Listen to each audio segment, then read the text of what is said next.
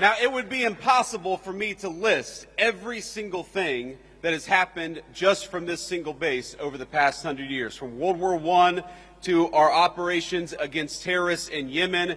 The history of this base, of its mission, of all of the things that we've done with our friends from the United Kingdom, it is a very, very proud tradition. So I won't try to list everything that we've done, but you guys know the mission, you guys know the story, and you guys know the history. We have done so much with our English friends, with our friends from the UK, and I started the day, I started the week at a place called Chevening with the Foreign Secretary of the United Kingdom, further south in the country in a county called Kent. And what we did is we worked on one of our most important shared security goals in Europe, which is the end of the war between Russia and Ukraine. The President of the United States came in 6 months ago, and I just talked to him right before I came on the stage, and he said very simply that we are going to make it our mission as an administration to bring peace to Europe once again. But as you all know, it is impossible to bring peace anywhere unless the bad guys are also worried that we've got a hell of a fine Air Force and a hell of a fine military to back up the peace to begin with. So what you guys do, even though you may not see it every single day, is you make it possible.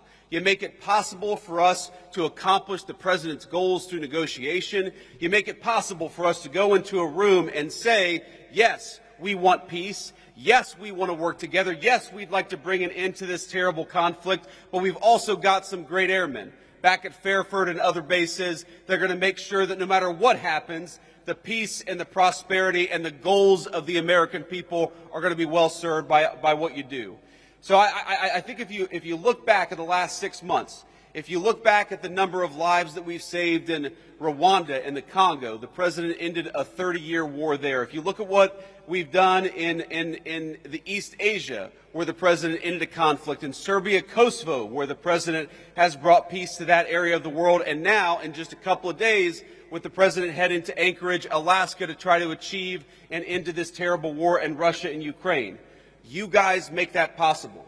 You guys are the reason why we can go into a negotiation with strength. You guys are the reason why we have leverage in these conversations with world leaders, because they know that if we cut a deal, it is backed up by the finest fighting force anywhere in the world. And that is what makes your job so important, and that's what makes it so important and such a proud moment for me to be here with you today. Because nothing that I do, nothing that we do as an administration is possible without the hard work, the courage, and the skill that you guys bring to the job.